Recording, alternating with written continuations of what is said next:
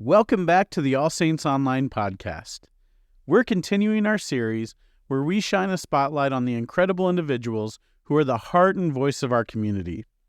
Today we are thrilled to introduce you to Jake Wiese. Jake is not only one of the familiar faces you see in our All Saints Online content, but he is also the dynamic youth director at St. Andrew's in Omaha.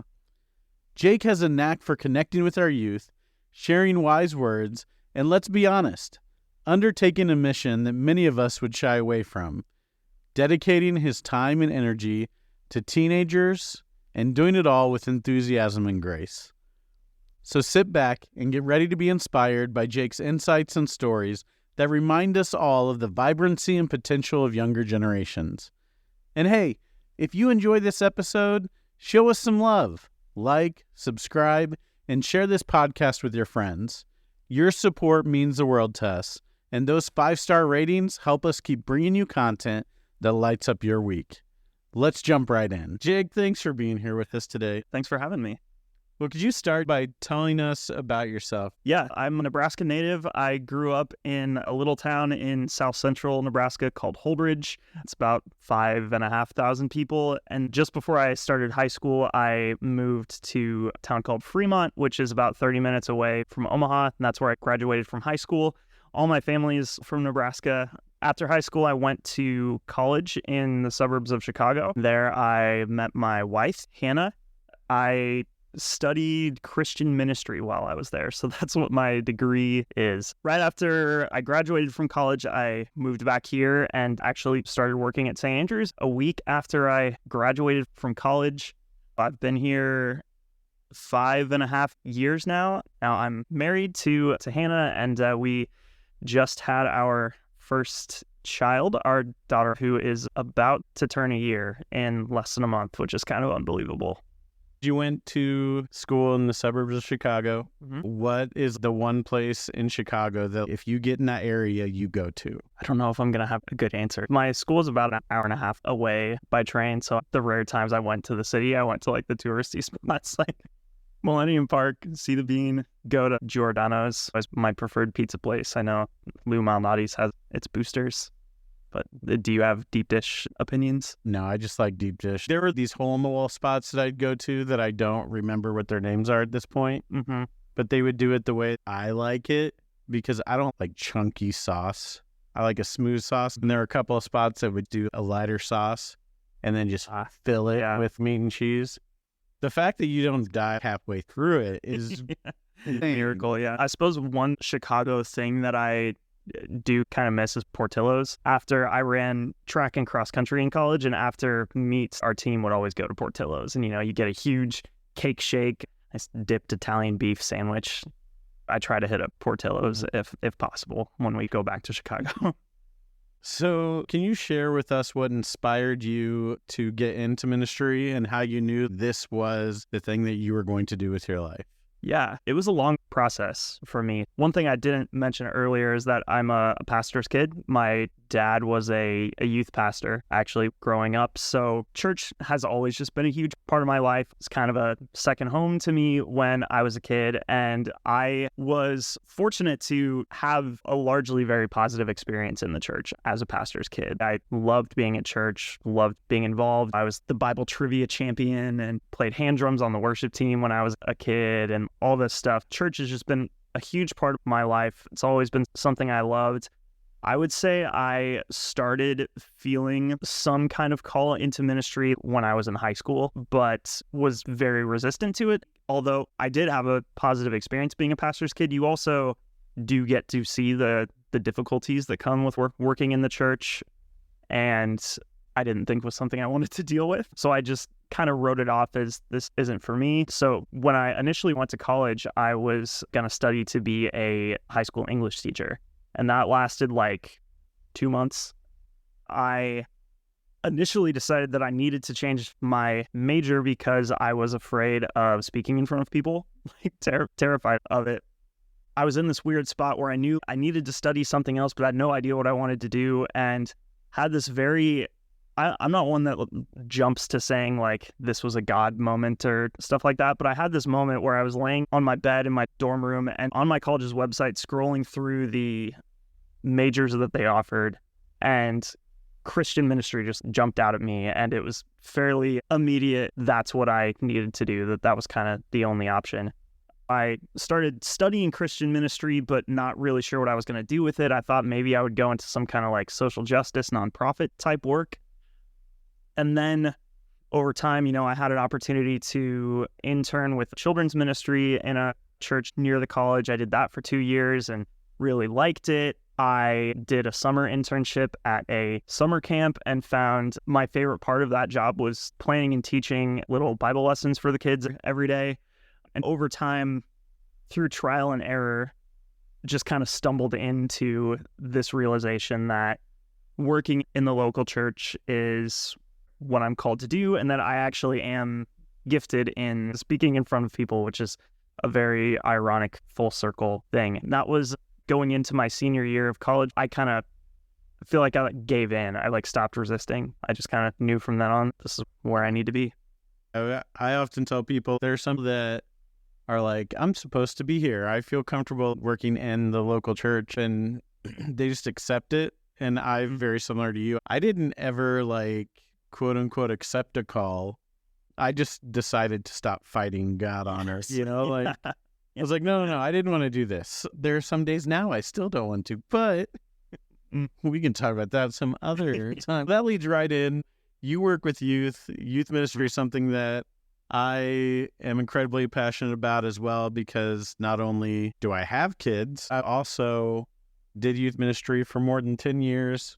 So I just want to have a conversation for a little bit on your experience in youth ministry. And thinking about youth and ministering to teenagers, there are a lot of things that happen that are just funny. What is the funniest thing that has happened to you? The funniest thing a student has said to you or has happened in your time in ministry? The first time I ever did a Friendsgiving, which is like a potluck Thanksgiving dinner event that we do with our students, I got Raising Cane's chicken fingers, and they sent us cane sauce in big drink cups, like 20-ounce cups of sauce. They sent way more of them than we were ever going to use. So after everyone was done eating dinner, we had a group of students who decided on their own to have a chugging contest of full 20-ounce cups of cane sauce. I love cane sauce, but that's disgusting. It was a tough thing to watch. See, that's the fun thing about youth ministry is even though we have to be the mature adults in the room, we get to witness things and be a part of things that are ridiculous. We know they're ridiculous, but we want to see what happens too. I had a student one day that just texted me out of the blue, and he just said, "Hey, do you want to come over to McDonald's?" And I was like, why? I decided to see if I could eat 100 nuggets in one setting. And I was like, what time? I will be there. I will take video. Yeah, you can't say no to that. Exactly. He didn't even make it halfway. I think he ended up in the 40s, but I got a lot of chicken nuggets that day. That's good. One of the funniest moments that we get to experience is the looks that we get from cashiers, because we end up with these crazy carts. I remember one time I had watermelons, pantyhose, and baby oil. Yep. And anyone who's ever been a part of youth ministry knows already. They're like, well, yeah, there's 4 games you can do with that. Yeah, well, of course you could buy pantyhose. Exactly. You're not going to buy the baby oil without the pantyhose. I want you to think about your youth ministry. If you had to choose a theme song for your group, what would it be? Our students collectively adopt songs from time to time as their thing. And right now they are all obsessed with a song from the movie Rio, which is a movie I've never seen, but there's a song called Hot Wings. I think will.i.am sings it, and they started singing the song on our mission trip last year, and it's all over the place, and they sing it nonstop. So right now, I would probably say Hot Wings. Are you familiar? Familiar, not with the song, but with the movie. Oh, man. There's only one song that I know from that movie, and it's one of the characters sings, drop it, look, drop it to the floor. And I don't know the rest of it, but it's a bird, by the way, okay? There's nothing Right, yeah. They're birds, but that bird was dropping his tail feathers low, okay? Right, yeah, of course. I will go listen to it, though. It's a bop. I won't lie. And keeping on that theme of media, is there a movie or a book that you find yourself repeatedly recommending to your teens to read or to watch?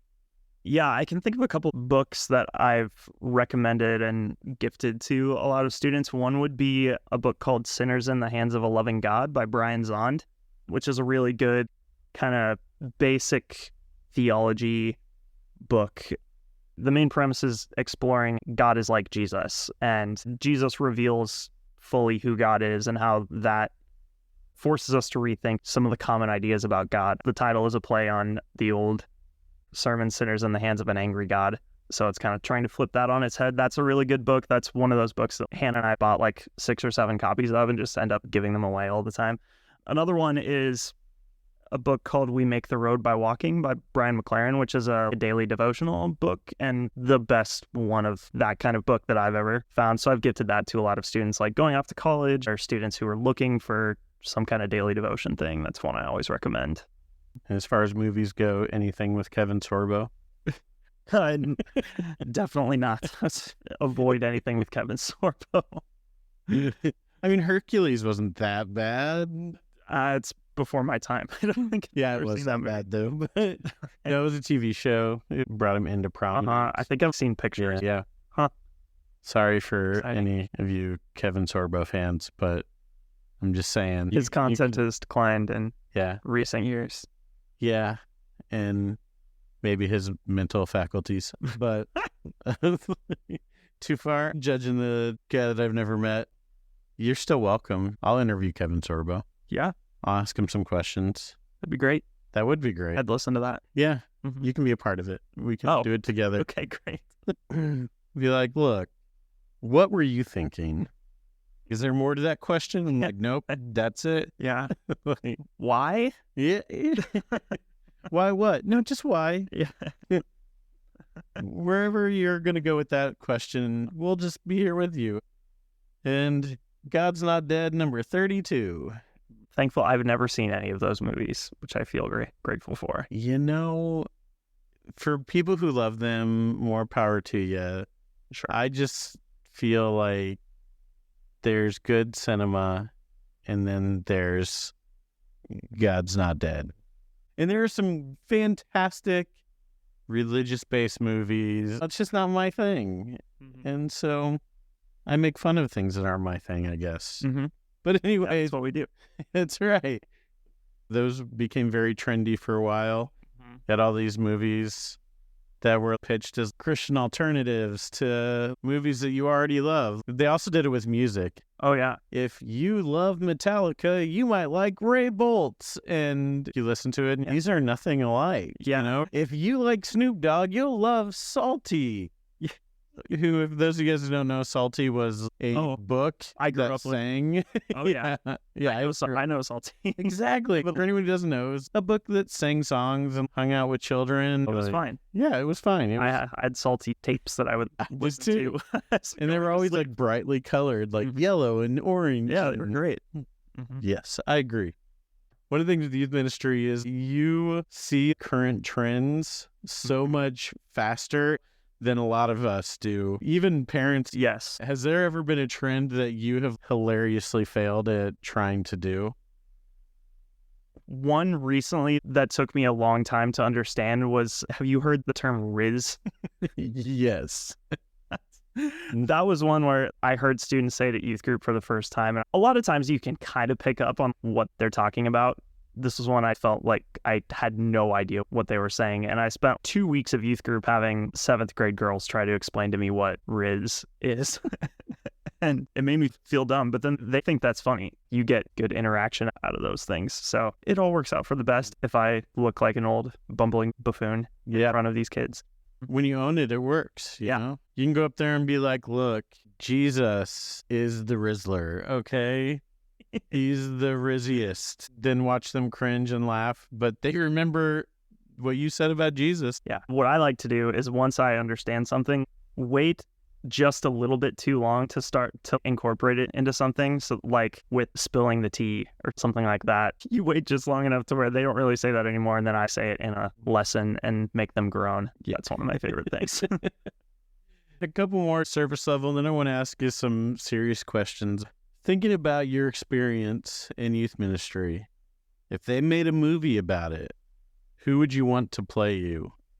past Kevin Sorbo, because we are Right. Yeah, of course. Other So throughout my life, the one celebrity that I've been compared to the most consistently is Michael Cera. So I feel like he probably makes sense. I feel like we have similar awkward energies, and if I have the right haircut, we look kind of similar.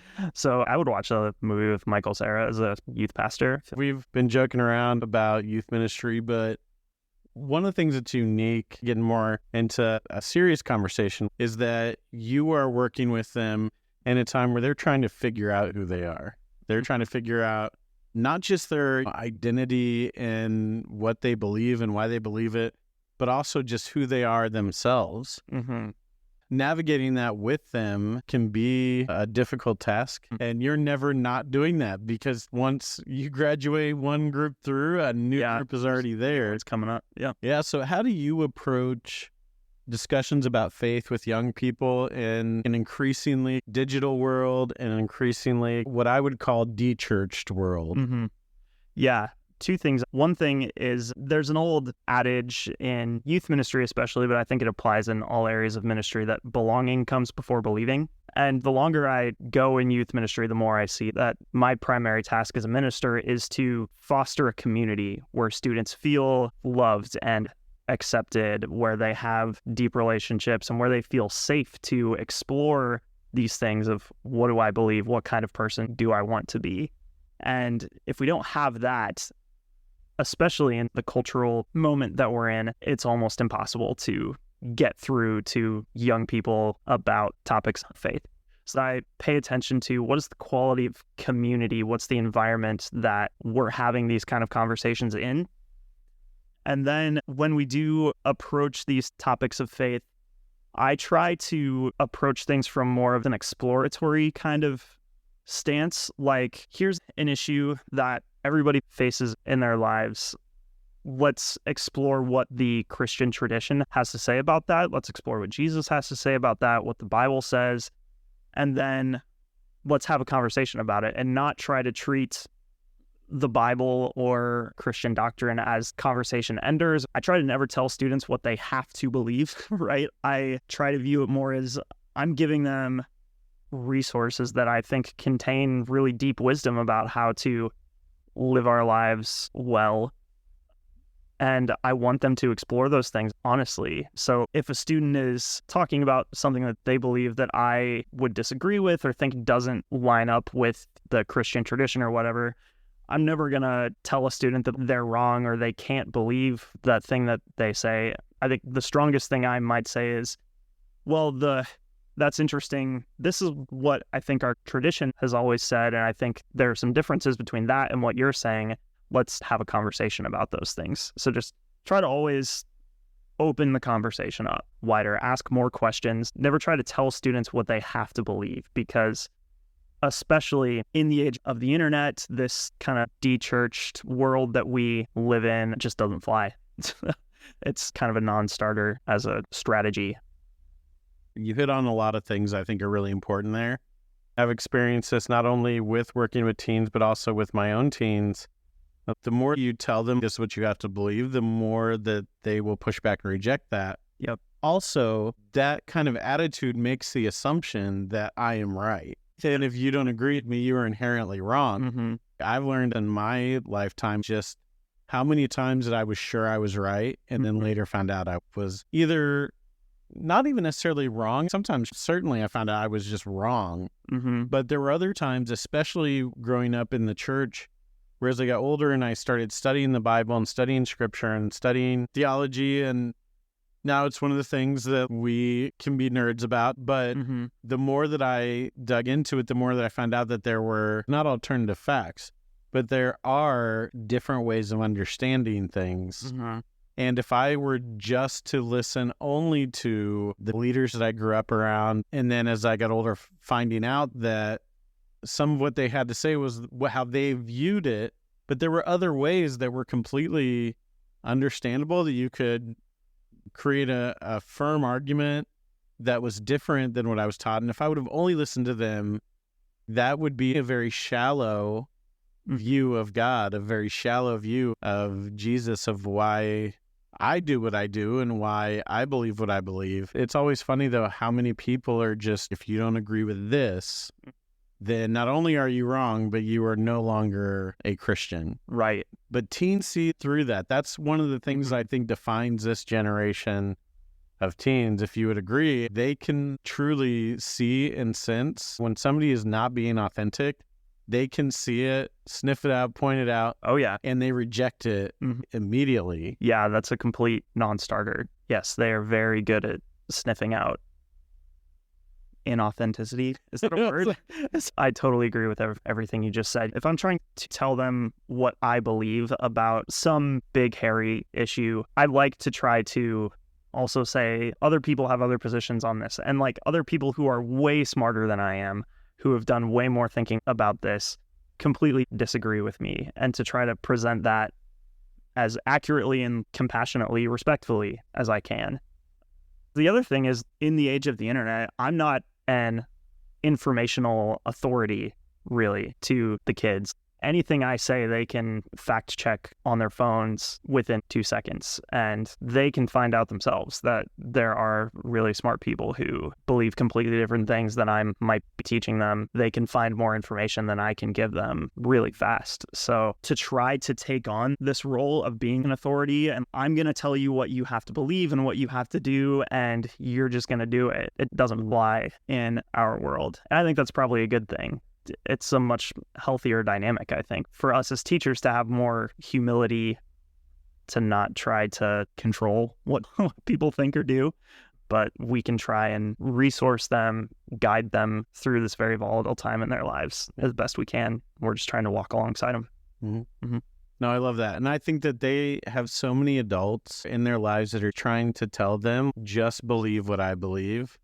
Instead of guiding them along in their own journey. I'm looking at it specifically in the church. There are many times where I have fought against, and also growing up had people tell me, no, if you are a Christian, you must believe this. Yep. And then I found out later that, oh no, there are other points of views that are just as valid and just as accurate in the way Scripture can be interpreted and the context of it. And so with students, it's so important to just say, like, hey, here are the different views. What do you think? Why do you think that? And I love what you said about even when there are times where they maybe say something that you're just like, there's no evidence to support your claim there. Like, but to not just automatically be like, well, you're wrong, but instead saying something more along the line of, hey, you know what? I'm not familiar with that, or I've not seen a lot of stuff that supports that. However, maybe that goes with this idea. Or have you thought about this? And instead of being somebody who's trying to drive the car and throw them in the back seat, if you will, that sounds, that's a horrible metaphor. It's like, I think I'm following you. But instead of doing that, saying, you are driving the car here, and I'm just trying to put guardrails to make sure you don't fly off the cliff. But I'm here to kind of give you a wall to bounce off of, because that's what we all ultimately are doing. And in the church world, I hear so many conversations every week about, well, young people just don't care about God anymore. Young people aren't interested in God. No, they're not interested in being told that this is the only way. Yeah. When they're being told constantly, look at Jesus, look at Jesus, look at Jesus, be like Jesus, be like Jesus. And they look at the church, and the church doesn't act a whole lot like Jesus right now in the world. Then we say, oh, they're leaving the church. No, they're leaving the fact that you keep telling them to look at Jesus. Yeah. And then you look nothing like Jesus. Yeah. They're leaving your church. Exactly. In our church, inclusion is a foundational aspect of our community. It is a defining factor of who we are. It is something that's important to every single person that we work with and we work alongside. It's something that's important to our volunteers. It's something that's important to so many people within our community. And I would say you and I as well. I don't want to speak for you, but yes, it's one of the big reasons why I do what I do and why I work where I work. But with inclusion being such a foundational aspect of our community, how would you define inclusion? Yeah, at least in the context of my youth ministry, I want every student who comes to youth group to feel like their experience and how they express their identity is normal and accepted, and that nobody is an outsider because of who they are, whether that is because of gender identity or sexual orientation or just like the anime that they're into or something like that. Everybody deserves to be able to express who they are and to have people who see them, appreciate who they are, and love them, respect them, listen to them. So I just tried to be very careful about making sure that nobody is made to feel like an outsider because of how they express themselves. One recent example of something that we've changed is in how we do small groups. So you break up into small groups for discussions every week, and kind of a long-standing default in youth ministry is that you'd break up guys and girls. And of course, that leaves out students who are questioning their gender identity or might identify as non-binary and things like that. So we've shifted in the last year or two to having completely mixed up integrated groups. And that was an adjustment for sure, especially if you think of middle schoolers who are socialized into thinking, okay, boys talk to boys, girls talk to girls.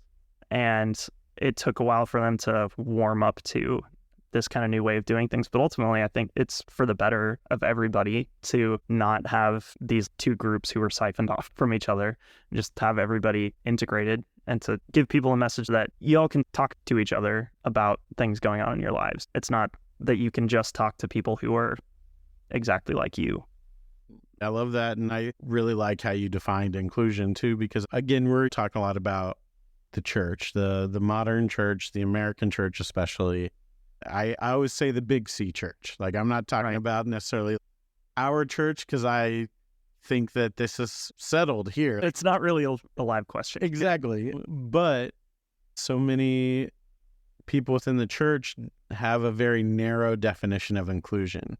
And I love that with All Saints Online and with St. Andrews, we have a phrase you hear all the time around here in the offices, on the stage, weekly services, all throughout you hear this phrase, all means all.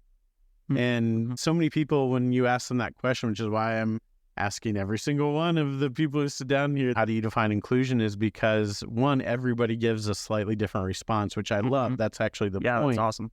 But you said you didn't make it a narrow single topic definition. If a kid comes in and they like anime, I was like, yeah, yes, all means all. If you are, the word that I think my wife uses is quirky. If you have some quirks, because we all have those, then we're not going to define you by those. All means all. You can be wherever you are at, walking in the door. You can be there and find a place to belong. Mm-hmm. We're going to talk about the Bible. We're going to talk about God. But no matter what your belief is in that area, even, you're welcome here. Even if you don't believe it, you're welcome here. Come hang out, have a conversation. Mm-hmm. It is laughable in the worst possible way how many Christians and churches that I've experienced, this isn't me looking outside going, oh, well, I've seen it out there, but I don't have any examples. These are the things I've personally witnessed in conversations I've personally had, where I hear people just say, well, they need to get their act together before they can be allowed in.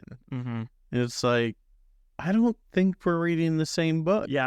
Have you ever read the Gospels? Exactly. I had a conversation with a parent one time who asked me to kick students out of youth group because they didn't want them negatively influencing their children. Mm-hmm. And my question to them was, well, what have they done against your children or to harm your children? Because if that's an issue, then that's a different conversation to have. Well, I'm afraid their influence will be negative towards my kids. And so I think that you should require a standard, and until they meet that standard, they should be excluded. My response to them wasn't necessarily gracious or thought out fully, but the reality is that whole idea of you have to be like Christ before you can come to Christ, it makes zero sense. And it's not the gospel at all. Yeah, that's not what we see Jesus do. And any belief of the church that essentially rejects the methods of Jesus and the things that he taught shouldn't be accepted. Yeah. It shouldn't become the norm. What are we doing here? Exactly. Mhm. I've just got a couple more questions and we'll wrap up for today. But we'll have more conversation in the future. Sounds great. We're going to get into some real nerd conversation. It'll be fun. I love it. But if somebody was just starting out in youth ministry, what advice would you give them? Two things. One, I would say, is be yourself. Don't try to fit whatever you think the mold of a youth minister needs to be. That was one thing that I really struggled with when I first started in this role, is like I never really saw myself as a youth minister because I had this pretty narrow view of, okay, a youth pastor is super high energy dude, good at sports and crazy and all this stuff. There's like this mold, and that's not me at all. I tend to be a more chill guy, not especially good at sports, like more of a nerdy type, I guess. It's like we said earlier, you got to be authentically you. And if you can show students that you're going to be there consistently and that you care about them, almost nothing else matters as much as those two things. And you'll be able to connect with students on that front. So that's one thing I would say. And then the other thing is kind of going back to something I said earlier, focus on building your community, focus on the kind of community that you want to have for your students. Students come to youth group to see their friends, and that's not a bad thing. You want your community to be somewhere that your students want to keep coming to. So focus on that. That should be your primary area of concern before you even think about what you're going to say about the Bible or what you want your kids to believe or do. Focus on what kind of place do I want to have for them to come. And then everything else kind of sorts itself out once you get that figured out. There's nothing to add to that. That's just good. Thank you. So as we kind of wrap up here, I just have a couple of more lighthearted questions to finish out on. This is where we really get to nerd out a little bit, I hope. I said this with Pastor John in our last episode as well. If the three of us get in a room, we're going to talk about a lot of figures and people that most people don't know. And it doesn't make us smarter or more well-versed. We just happen to be nerds in this area, okay? Yeah. We enjoy it. So with that kind of introduction to this question, if you could have a theological debate with any historical figure, who would it be and why? Okay. Here's the thing. I actually don't really like debating with people. I probably shy away from that kind of stuff more than you and Pastor John.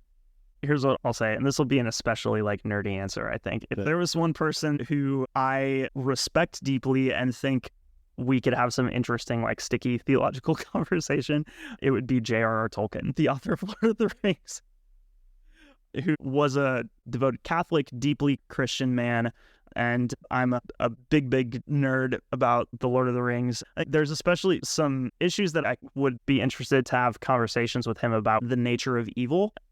Is evil a thing that exists in the world, like the characters of Sauron and Saruman, the orcs in Lord of the Rings? Does he think evil is something that actually exists and that needs to be eliminated? Or is evil more, and this is where my default thinking is more, is that evil is more of an absence of goodness, like darkness is an absence of light, right? There's no such thing as darkness.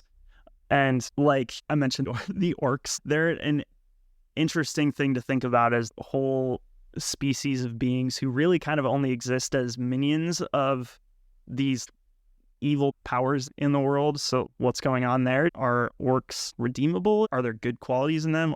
Does he think there are creatures that are irredeemable, like only servants of evil?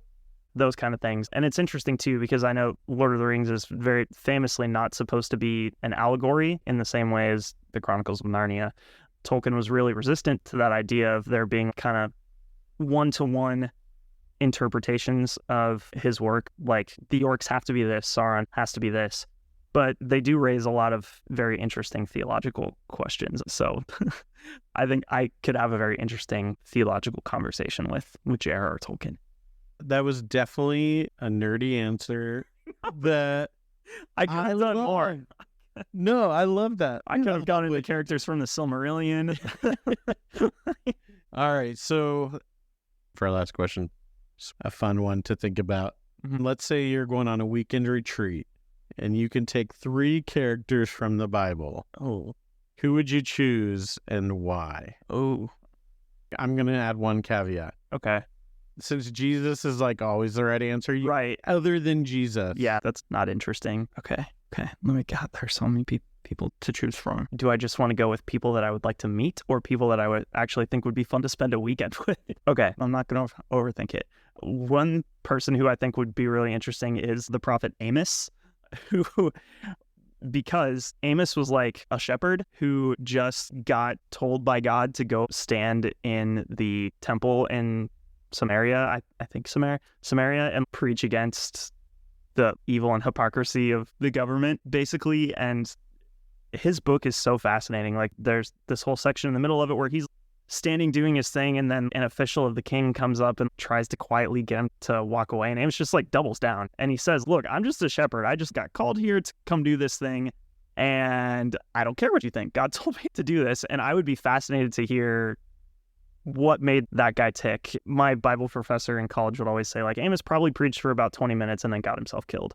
So the fact that we still read words from maybe his only sermon 2,000 or 3,000 years later, he's a guy who fascinates me. Mary Magdalene, she has such a fascinating, like, implied journey in scripture. I was just talking with John about this the other day, about how she goes from being possessed by demons, Jesus like casts the demons out, and then she becomes one of the women who funds Jesus's ministry. She goes around with Jesus and the 12 disciples to be a bank, basically, like, as part of that group. And then she's, in John, the first person to ever preach the resurrection. So it just seems like there's a fascinating story there that we don't get enough of in the Gospels. So I think she would be a fascinating person to spend time with. And I got to go with Peter. Like, I'll just always sticking his foot in his mouth. What a roller coaster his journey is. And then to go on to be such an important leader in the church, I think he would be another one who would be fascinating to get to pick his brain. So there you go. Amos, Mary Magdalene, and Peter. It seems like a weird group. But that's what makes it great. But Amos, I would have never thought about Amos, but it's my favorite book in the Old Testament. Oh, really? Oh, yeah, because the way that I see Amos is it's a book about social justice and let justice flow. Mhm. That whole thing, I'd pick those 3 as well. There's a lot of good options. Yeah. Mm-hmm. Jake, I know we just traveled in this nonsensical path through this conversation, but I'd love to have you back sometime. And Yeah. if you follow along to our weekly messages, you'll see Jake, you'll hear his voice more. And if you have any questions that you'd like me to ask in future episodes, let me know. We'd love to do that either on the podcast here or on our social media. So let us know. But thanks for joining us today. We appreciate it. Thanks for having me. And we look forward to having you again. Thanks. Bye.